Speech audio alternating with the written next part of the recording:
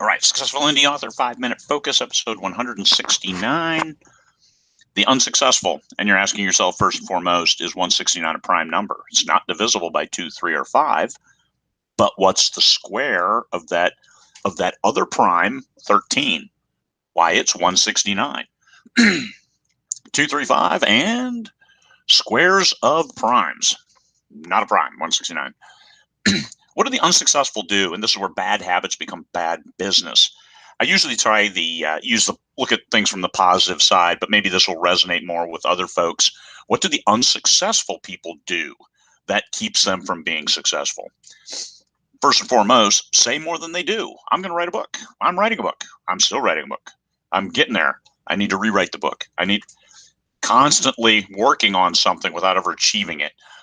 So they want that dopamine hit, that thrill of, hey, I'm an author because I'm writing, without ever finishing.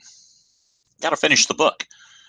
And then you can go back and revise it, but it's better if you get that input from readers and see what you can do to revise the next book.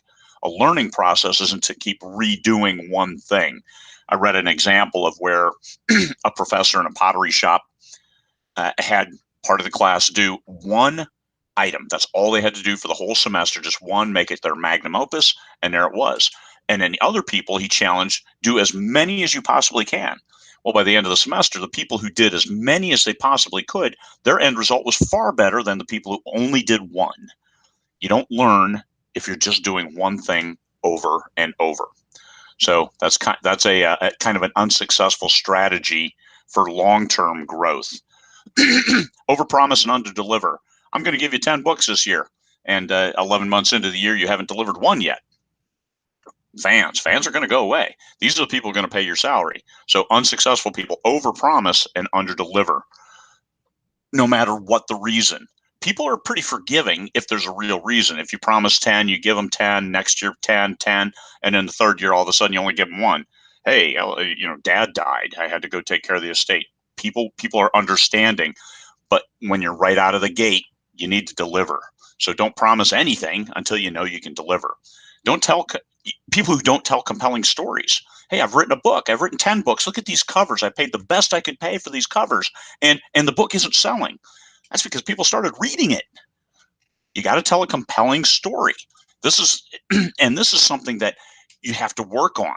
People are natural storytellers, but they're not natural at writing them down. This is a different way to manage a narration and deliver entertainment or education, if you're nonfiction, to your readers. And you can put education in your entertainment. It's all good. Just manage it in a way that gets better with each time you write. You're not going to be the top professional in any profession the day you step into the office. So think about that as an author. Sure, I'm here at home hanging out, one over. It's dark outside. Well, it's not as dark as it could be. And that's just me. But you know what? I've worked really hard at trying to write better and better. Over 5 million words published. So, okay, a lot of practice. And I still look back and say, oh my God, I crafted this. This is garbage. That's me 5 million words later, still writing garbage. Well, on occasion.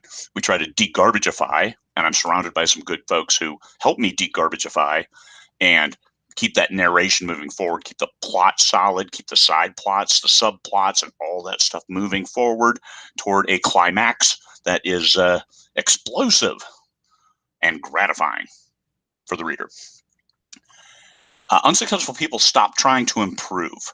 If you've written your first book and it sold 1 million copies, you're going to have a really hard time improving on that. And as I've seen some people who had a big hit right out of the gate and had a really hard time with that second, third, fourth book. And then all of a sudden, now they're not writing anymore because they couldn't get that gratification. I think you're better off if you work your way up, if that first book isn't a wild success. So just because it affects your mindset and you're destroyed. I can't replicate this. There are some great examples out there, people whose first book were huge blockbusters and their second book sucked. And then their third book was non-existent. So innovation, do unsuccessful people innovate? This is a hard question because some people do and find success with innovation. Other people don't. But you know what? You can find an awful lot of success without innovating. I'm not an innovator. I try to adopt early stuff when I can, but that takes a lot of energy. My main energy and my main focus is creating content for that the readers like, that my foundation that I built, that they'll pick up. So each new book, I get a sale that's or a number of sales that establishes a great baseline of revenue. Here, new book, good revenue, good month, sale, good revenue, good month. Have a nice day. So you don't need to innovate to be successful. You could over innovate yourself right out of business if you can't find traction. Unsuccessful people will quit. Now, successful people will quit too, but they'll quit stuff that doesn't add to the business model, that doesn't keep them moving forward in the revenue streams, in the business, in their profession. And one of the worst things is unsuccessful people will blame the buyer. They'll look for excuses. Like, the readers don't understand me. The readers aren't smart enough to understand my book. Yeah, they're plenty smart. So don't blame the buyer ever, even if the buyer didn't understand. And you'll find that when you publish a book, you get a lot of sales, and you'll all of a sudden see that, hey, I'm getting some 1-star reviews. And it's like they didn't even read the book. That's right. Maybe they skimmed it. So don't blame them. And some of them, they're wrong, but the majority aren't. And they're looking at it and saying, yeah, I understand this. I like this book. Cool. But don't blame the buyer. Don't blame the 1-stars. Hey, you guys are too stupid. That's a slippery slope, because then all of a sudden other guys are like, I don't need to read your garbage because it hasn't been de-garbagified, and you're going to call me stupid. I'm not reading your stuff. These are people who pay your salary. Don't call them stupid.